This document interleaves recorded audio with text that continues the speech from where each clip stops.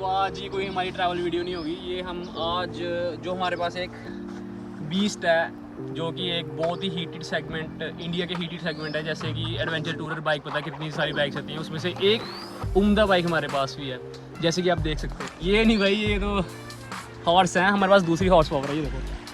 तो आज हम इसका रिव्यू करेंगे। ये इसको ऑलमोस्ट 2 साल हो गए मेरे को लिए हुए और मैंने 20,000 किलोमीटर्स कंप्लीट कर दिए हैं इस पर। जैसे कि आप देख सकते हैं इस पर 20,000 किलोमीटर कंप्लीट हो चुके हैं।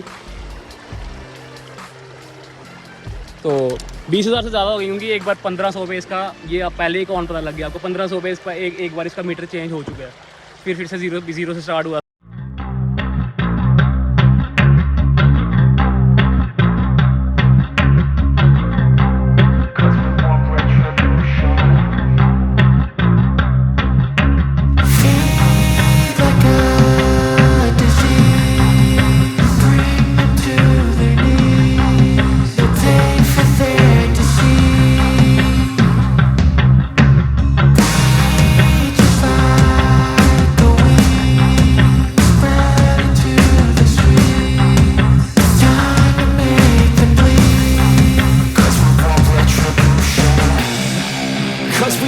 Retribution. Oh yeah, we want retribution. Oh yeah, we want retribution. Oh yeah, we want retribution. Yeah, we ran out of patience. तो ये जो बाइक है ना, ये मैंने 11 मार्च 2021 में ली थी। और ये अपने जब ये 2021 ये न्यू कलर आया था ना इसमें, पाइन ग्रीन, ये अपने लॉट की फ़र्स्ट बाइक थी। और जम्मू में भी ये फ़र्स्ट बाइक थी ये जब मैंने ली थी। तो अभी 2023 चल रहा है, जैसे आपको पता है 2 साल हो चुके हैं इसको लिए हुए। तो आज मैं बताता हूँ क्या क्या सिस्टम है इसका, कैसे पड़ी, कितने की पड़ी, क्या। तो उस टाइम ये मेरे को पड़ी थी 2,70,000 की, एक्सक्लूडिंग एसेसरी, जिसमें मैंने हैंडल गार्ड लगवाए थे, लेग गार्ड लगवाए थे, मास्टर सिलेंडर गार्ड लगवाया था। बाकी और कुछ इसमें मैंने कुछ खास करवाया नहीं है। तो मैं आपको बेसिक इसकी चीज़ें बताता हूँ। तो ये जो मेरी खुद की हाइट 5 फुट 8 साढ़े 8 इतनी है, और मेरे पाँव पे लग जाते हैं, मतलब कि इतना टिप तो नहीं होता बट अच्छा खासा लग जाते हैं पाँव, इतने पाँव लग जाते हैं एक साइड के, और ऐसे इतने पाँव लग जाते हैं मेरे, और मेरी 5'8" है हाइट। तो मेरे लिए ये बहुत अच्छी कंफर्टेबल बाइक है। तो मैं बताता हूँ इसकी जो ये टायर है ना, टायर देख रहे हो ना इसके आप, ये आपको लग रहा होगा कि बड़े नए टायर हैं, बट ये तीसरा टायर है इसका। ये अपोलो के एक्टी ग्रिप R6 टायर है, क्योंकि जो सबसे पहले वाला टायर था ना सीएट का, उसके साथ बड़ा ही गंदा एक्सपीरियंस था, क्योंकि वो 7,000 पे वियर आउट हो गया था पूरा। और जो अगला टायर था वो अच्छा था उसका सीएट का, वो 12,000 किलोमीटर, 12,000 नहीं 17-18,000 किलोमीटर चला था। तो बस ये था। और इसकी सीट हाइट है 800 mm की। और पीछे दिखाओ डॉगी भाई भी कैसे ऑफ रोडिंग कर रहे हैं यहाँ पे। हाय बड़ी, ये भाई भी ऑफ रोडिंग कर रहे हैं। तो इसकी सीट हाइट है 800 mm की। तो और मैं इसका बताता हूँ आपको, ऑफ रोडिंग में बहुत ही अच्छी बाइक है, एक नंबर की बाइक है ये। और मैं इसको लद्दाख, स्पीति और भी छोटी मोटी जगह, मतलब कि जो काउंट भी नहीं कर सकता हूँ, और बेशुमार ऑफ रोडिंग की है इसके साथ मैंने। तो अब मैं आपको इसकी कुछ एडवांटेजेस बताता हूँ। जैसे कि आप ये देख रहे हैं, टायर 21 इंच का टायर है, किसी भी खड्डे में डालो, कहीं भी डालो। और ये जिसका इतना लंबा ट्रैवल सस्पेंशन है ना, कहीं से भी निकाल देगा, कहीं से भी निकाल देगा। और जो उसकी ग्राउंड क्लियरेंस है ना, एक नंबर की ग्राउंड क्लियरेंस है उसकी, मज़ा ही आता है चलाने में। और एक और बात, ये जो एग्जॉस्ट है ना इसका, अभी चेंज भी नहीं करवाया, बट इसकी आवाज़ इतनी अच्छी है ना, इतनी अच्छी ना। शुरू में ये इसकी आवाज़ इतनी अच्छी नहीं थी, बट जब ये 5,000 क्रॉस कर गया ना, तो इसकी आवाज़ बेसी हो गई, और बेस आ गया इसकी आवाज़ में। जैसे मैं अभी क्लिप लगा दूँगा, आप सुन सकते हैं, इतनी अच्छी आवाज़ हो गई है इसकी।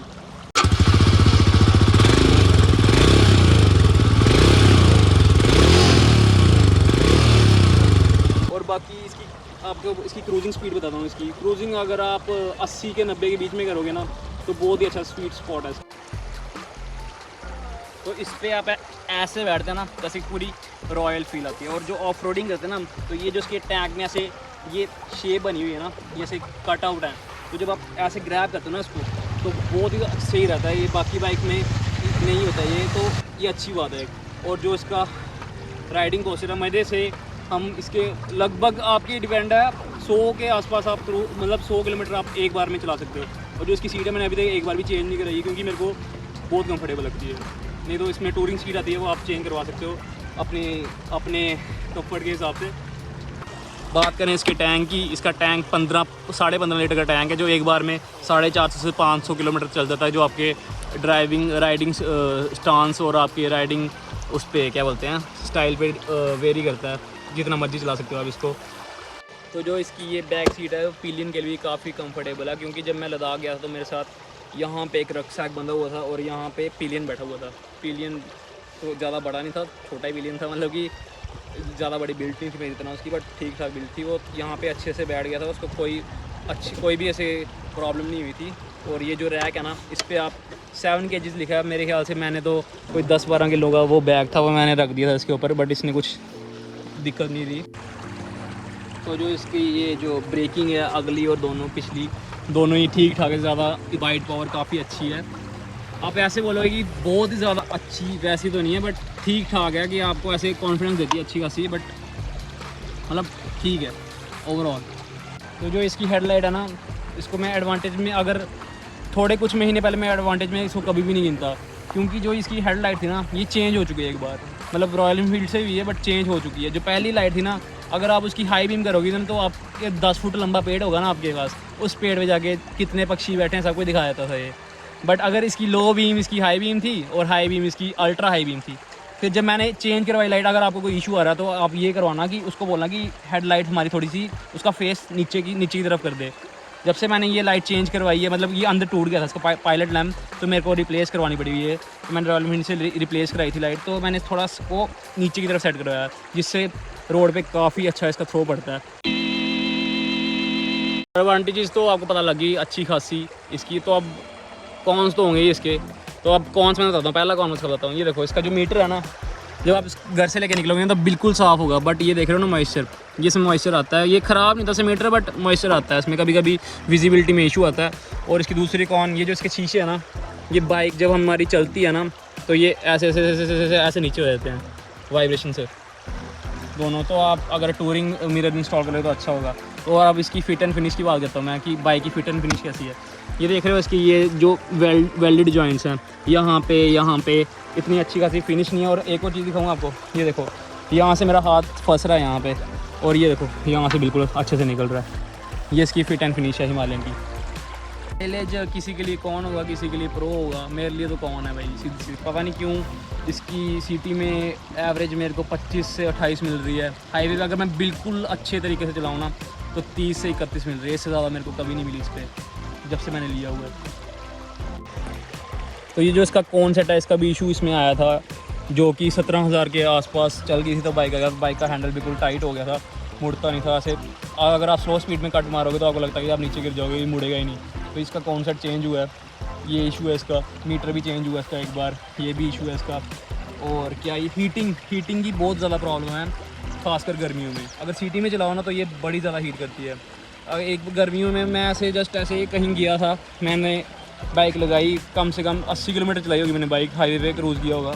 मैं यहाँ पे खड़ा हुआ, ये देखो निशान भी हैं, यहाँ से मेरी लोअर पूरी चिपक गई, इसके साथ पूरी लोअर चिपक गई।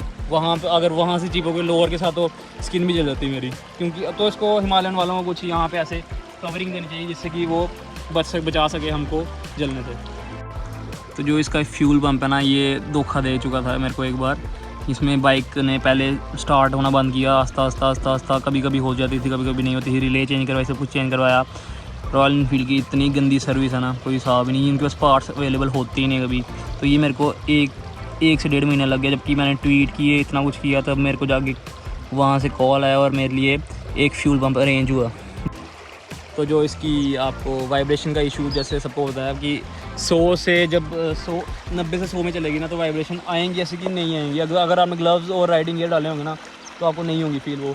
बट अगर आप इससे ज़्यादा रैप करोगे इंजन को, आपको होता है इंजन 5 गियर है इसमें, तो ये वाइब्रेशन बहुत ज़्यादा प्रोड्यूस करता है, जो आपको बिल्कुल फील होंगी, बिल्कुल विजिबल होंगी आपको।